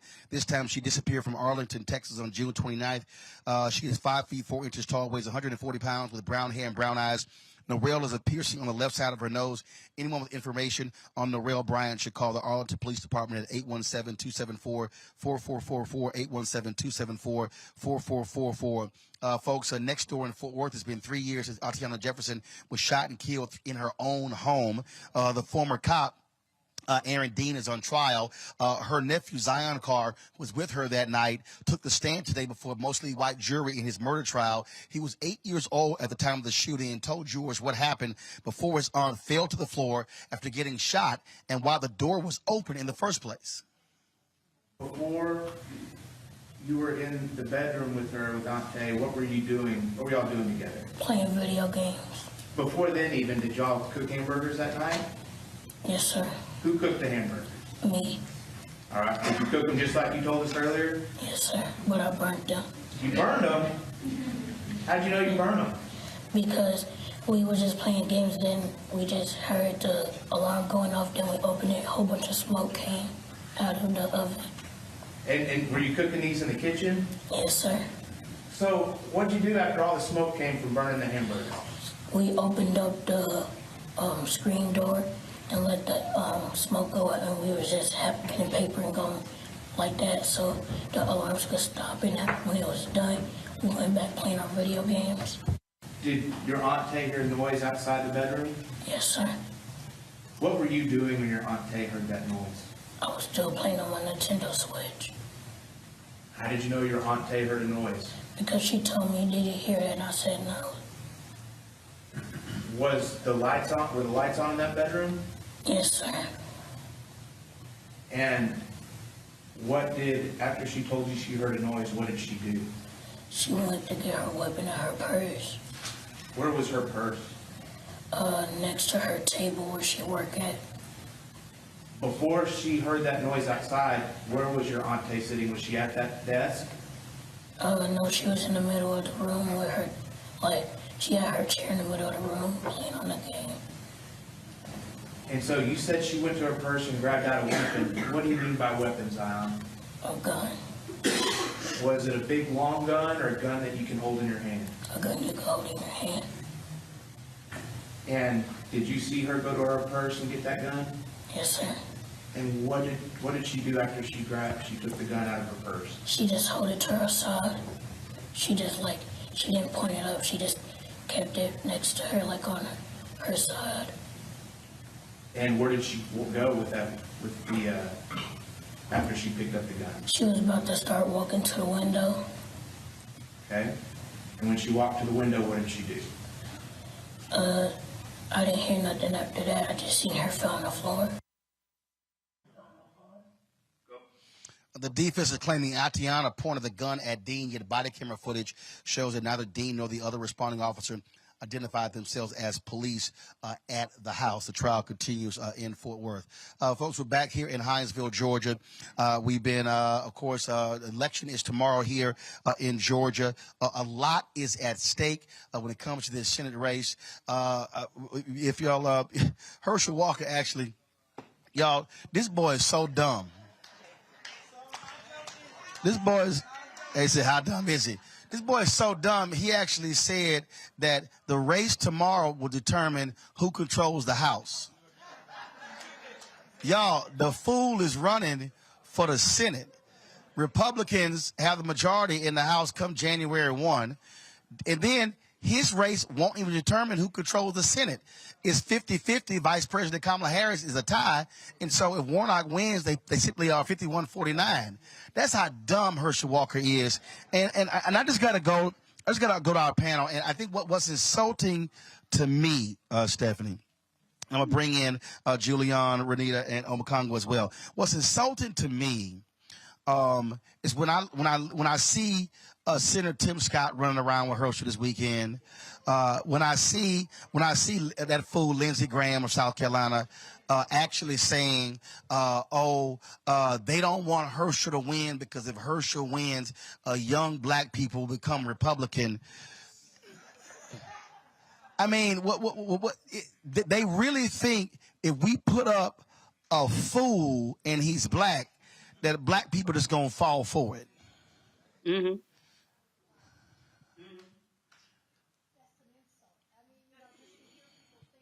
That we have not evolved, I guess. I guess they think we're still on the boat. I'm not sure, but I think we're intelligent enough to make our own decisions based on what's going on in our lives and not what's going on in someone else's life. So I find a lot of this insult when you listen to people speak to us as though we're one thought process, one mind, one singular vision, but we have a mind and we're individuals and we make our own decisions, not based on what Herschel Walker or anybody else is doing.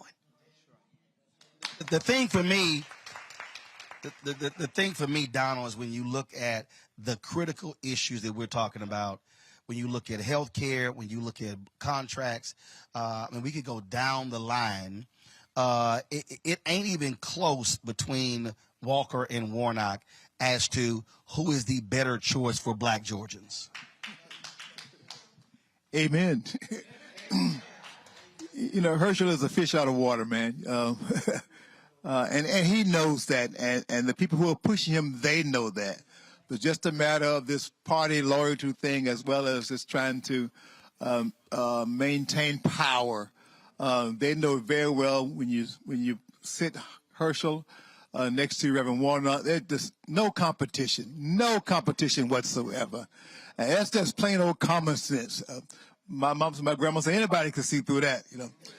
Anybody can see through that. So it's just a matter of this party loyalty, having a yes man in the office, nothing to do with the best man for the job. And there's no doubt in our minds, in America's mind, I think, when it comes to just the quality of the candidate, Warnock, is just miles and miles above where Walker will ever be when it comes to being a U.S. Senator. Representatives, go ahead. Roland, right before I address that, I want you to know that I enjoy representing the 168th, but if I'm offered $500,000 tonight, bye, y'all. I want you to know that. All right, I'm gone. Y'all find somebody.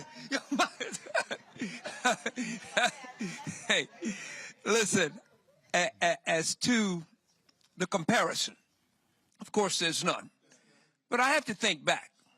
When I started in the civil rights movement, right out of high school, in Liberty County, as well as all counties around here, white folk were used to picking our leaders. Didn't make any difference about qualifications. If you were nice and humble and stroked them, you come on, you're going to be on this board, you're going to be on that board. Now, they wouldn't let us win at the polls, but they'd appoint us to some token polls. This is nothing new. He is the new token Negro. And folk get to say, some folk get to relieve that guilt by saying, I can't be a racist. I voted for Herschel Walker. Poppycock.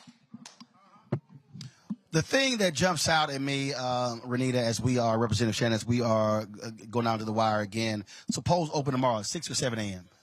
Suppose open at 7 a.m. tomorrow. And I keep seeing all these people, they're in the chat room and on my social media, and they're saying, we shouldn't even be here. And I keep saying, well, tell it to the folk who didn't vote. I mean, at the end of the day, we can sit here and say who should be the best person, who makes the most sense, but it all comes down to who get the most votes. Well, I think that all of this with why they put up Herschel Walker goes back to what we saw in 2008, which is where Republicans, if you heard plenty of them say pretty consistently that the only reason President Obama got elected was because he was black and that black people didn't really know anything about his policies, didn't know what he thought about any issue. They just went in and blindly voted for him because he's black. By the way, there's no problem with voting for someone because they are black, especially if you are black, because you assume that they know and understand your lived life experience. Whether or not they make policy decisions based on that life experience is a different story, but they will at least know it and not think that you would not have to explain it to them.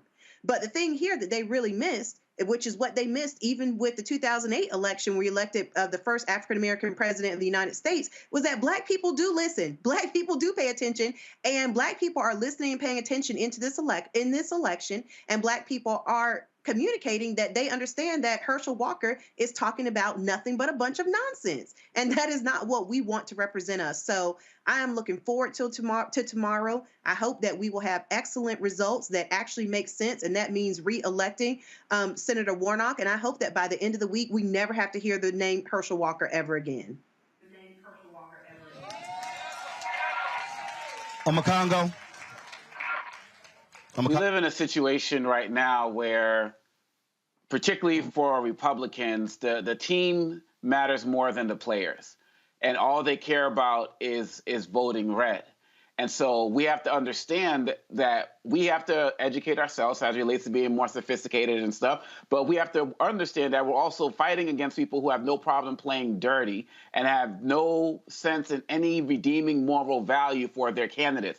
Character doesn't matter. Education doesn't matter. Class doesn't matter. We're talking about a man who brought his wife or girlfriend to an abortion clinic and didn't even have the dignity to go in with her. A man who put a gun to his wife's head. A man whose son said that he threatened to kill them. No character. A man who lied about being a cop. A man who lied about being #1 in his class, about being no integrity. So really, at the end of the day, he is a representative of where the party is right now. No character, no morals, and only concerned about power, which is why most Republicans who have spoken up at all over the last few days said they would still vote for Trump, even though he called for the termination of the Constitution. So this is where we are. So as we talk about voter education, we talk about sophistication, also know that we have an enemy that is playing dirty. Herschel Walker has no business being up there with Raphael Warnock, but like Malcolm X said, whenever a Black man says something that white people don't like, the first thing that they'll do is find somebody to offset what that Black person said. And Herschel Walker is the latest representative of that. When you look at somebody like Senator Reverend Raphael Warnock, a man of the highest intellect and the highest integrity, and you put up with somebody like this who really, and I'm not even saying this in a disrespectful manner, who really should be somebody who was studied as it relates to CTE and potential other issues, but has probably gotten away with a lot of things because of his fame. And I'm not even saying that disrespectfully. The fact of the matter is they don't care enough about Herschel Walker to let him know that he shouldn't be up there. They're just trying to do the same thing that happened with Alan Keyes and Obama, bringing somebody who's not even from the state because they don't respect Black people enough. And really, at the end of the day, tomorrow, we got to shut this down. And like Representative Shannon said, making sure we're never hearing from Herschel Walker again, but we have to be mindful of the fact that since they don't respect us enough, when they see us, they're just going to put somebody else in place. But like you said from the beginning of this show, Roland, when we set up the infrastructure to make sure that we come out and overwhelm them with numbers, they can put up whoever they want, and it's not going to matter. Julian, the thing that in terms of how I'm looking at this right now, and let me be real clear, there are a lot of Black Republicans I know. There are a lot of Black Republicans I know who actually care about Black people. Some of y'all maybe say, man, you out of your mind. That's not true. I know this. They are Black Republican for their reasons. Not a problem. But I have talked with them, and I've seen what they have done. The issue for me when I think about a Herschel Walker, I cannot help but think about Isaiah T. Montgomery. Herschel Walker is an Isaiah T. Montgomery Black man. Now, all of y'all who have no understanding of history, who ain't read a single book, then what you understand is that Isaiah T. Montgomery was the only Black delegate at the Mississippi Constitutional Convention in 1890. The white folks in Mississippi were so angry that Black people were being elected statewide that they literally gathered and they said, we have got to stop these niggas from voting. And they changed the Constitution in 1890. And Isaiah T. Montgomery, who owned a few businesses, actually voted with these white racists to deny Black people the right to vote at the Constitutional Convention in 1890. Ever since 1890, there's not been a single Black person elected statewide in the state of Mississippi, even though Mississippi has the highest concentration at 38% of Black people in America. there's no doubt, based upon what I have seen and what I've heard, that Hershel Walker, Julian, is an Isaiah T. Montgomery black man. Well, you know, not only is he an Isaiah T. Montgomery black man, but there are a whole lot of them out there. Now, like you, I have many Republican friends and colleagues who say they care about black people, and I believe many of them do. We could call the role of people like, Michael Steele, who I think is a very good guy, and some others. At the same time, what we know is that party is poison. Repeat that, poison to black people. And they're always able to find an Isaiah T. Montgomery somewhere in the woodpile to come out and say something. The story of Hershel Walker is a story of evil, manipulating, stupid. And I say that with respect to everyone, Omakongo. I like the fact that you say you respect. I respect every human being. But these are human beings who are cray-cray to the cray-cray. How did they get Walker, with his limited intelligence, to move from Texas to Georgia simply to run for Senate? How is he still taking tax deductions on his Dallas home when he claims he lives in Georgia and wants to represent that state? Why is nobody, I mean, I've heard it. Somebody needs to sue his behind that. How can he represent Georgia when he is a full-time resident with all tax benefits thereupon of Texas? Got him in because they figure that black folks were stupid enough, which we're not, to vote for Bubba the Fool as opposed to a highly qualified, amazing black man. But white folks think that black people are stupid. And unfortunately, some black people are. When we look at the Isaiah T. Montgomery story, we see it replicated over and over again. People dangle something in the face of some random black person and say to them, will you roll with us? And then, Willie Lynch is a fiction, it's not real, but there's realness in it. Why are so many of us so down on ourselves? Roland, the piece you just did about HBCU, hollered, you probably would have cut me off. But it was brilliant because it's so true. We don't believe in ourselves. Between Janetta Cole and I, we raised the alumni giving rate at Bennett up to about 35%, but that's not good enough. That's just not good enough. How come we don't support ourselves? And how come we don't call those out who don't support us? The brothers and sisters on your panel in there are saying the right things, but they need to be saying it more and louder and more clear. Somehow we don't want to put the stake in the heart of a vampire. Since he doesn't know whether he wants to be a vampire or a werewolf, let's go with vampire. When you stake in the heart of a vampire, they die. I think it has to be a silver stake. I'm not sure. I don't do all that. But the point here is that Hershel Walker is being manipulated, and he's too stupid to know it. And if he gets into the Senate, he will be manipulated again. But I'm excited about Black Georgia. I'm excited about Melanie and Latasha and the folks that keep getting people to come out. And it's 24 hours. It's 24 hours. Folks, we need your votes. I don't care what you think about what. Just go and vote for Raphael Warnock, not only because he provides Democrats with a cushion, but also because he brings the right thing to the table in terms of issues. That's what it's about. It's not about the werewolves and the vampires. It's about poverty. It's about health care. It's about women's rights. It's about the many ways that our predatory capitalist system has oppressed Black people and those who are pushing back against it. Roland, this is crunch time. I'm so glad you're there. And like I said, put a stake in the heart of the vampire. We're gonna have final comments here. But some of y'all, listen. If y'all want to get in the chat room and y'all want to run your mouths, first of all, if you're going to try to correct me, you might want to have your little facts straight. So whoever, I can't, if I find you, I'm going to call your name out. Y'all know how I do. I don't know who had the audacity to come on the chat room and try to tell me that black people are 43%. Javion Riley, I found you said actually Mississippi black population is 43% undercount and growing. Yo, man, stop, dog. It's 38%. Okay. The population estimate right here for the U.S. Census. And I know you get a whole thing about your undercount. I get it, but that ain't flying, player. It's 38%. It's 38%. Okay, and I was on the plane with Congressman Benny Thompson from Mississippi, the only black congressman from Mississippi on Saturday. So you don't want to go there. So I mean that's cute, but it's 38%. All right. So I guess you just try to be a little popular today. Now we know, Javion. All right, so let's do this here.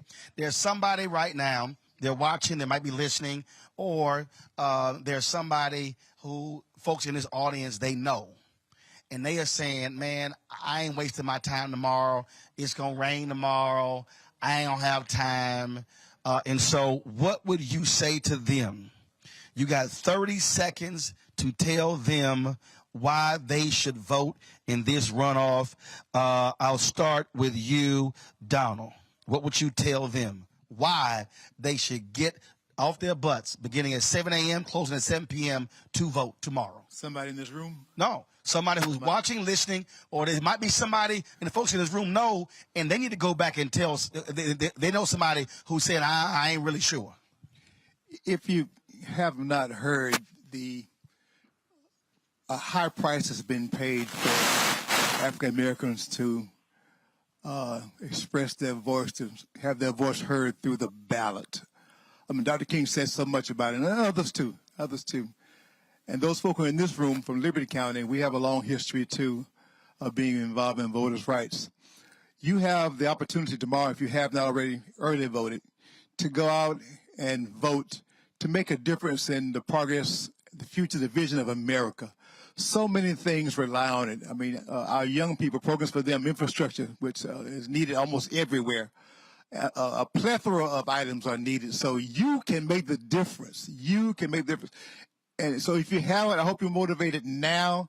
Hope you motivate others to go out and take advantage of it. And don't let it pass you by. Don't say, I wish I would have after it's over. Now is your time. Now is your time. All right. I heard a lot about Mississippi. I'm from Mississippi, so hey, Mississippi. But being from Mississippi, you saw things a lot different than people. I've been all around the world. And just knowing the way we grew up, the way we were treated, the way we saw things and did things, you don't realize that your vote does count. You don't realize that what your mother, your grandmother, your grandfather, those people sacrificed in order for us to be there. And we forget about that because we're younger. We don't remember. We didn't see. We didn't do. We didn't go without. But just go back to Mississippi. It'll show you, because there's a lot of places in Mississippi that are still doing without. Your vote matters. That job that you're on, that you feel like you can't leave to go vote, that job is still going to be there. But your vote matters, and you matter. So show up, show out, and make your vote count.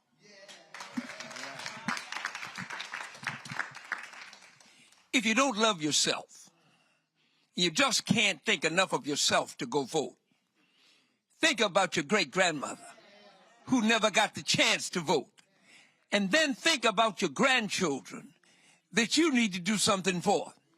And if that's not enough, then think about those who have never been able to experience the American dream. Let's make home ownership possible.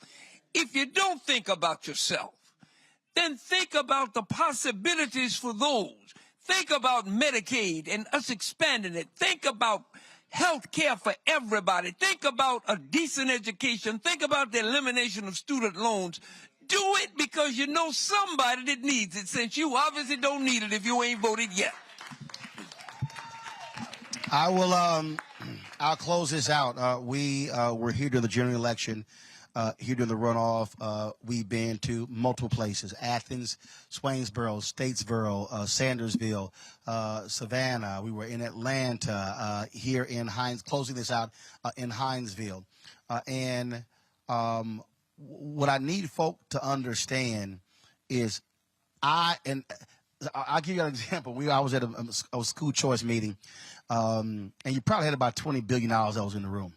And there were two black people. I was one of the two. The Latino guy was in the room. And I was talking about my initiative, school choice is the black choice. And a Latino guy says, he said, I believe in diversity and inclusion. What about Latinos? I said, listen, you're more than happy. You're more than welcome to start school choice is the Latino choice. I'm here for black people. And I was real clear in the room. I said, I'm here for black people. And so, look, white voters, Republican Party goes after white voters. We already see the numbers, 63, 65, 70% of white voters may very well vote for Herschel Walker. But numbers do not lie. If black people, if we maximize our numbers, tomorrow is a cakewalk for Warnock. Let me say it again.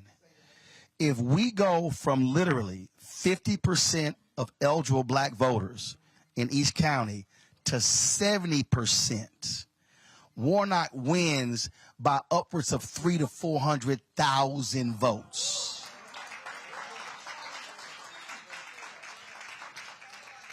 Biden-Harris wins Georgia in 2020 by 11,000 votes. But you still had hundreds of thousands of black people who didn't even vote.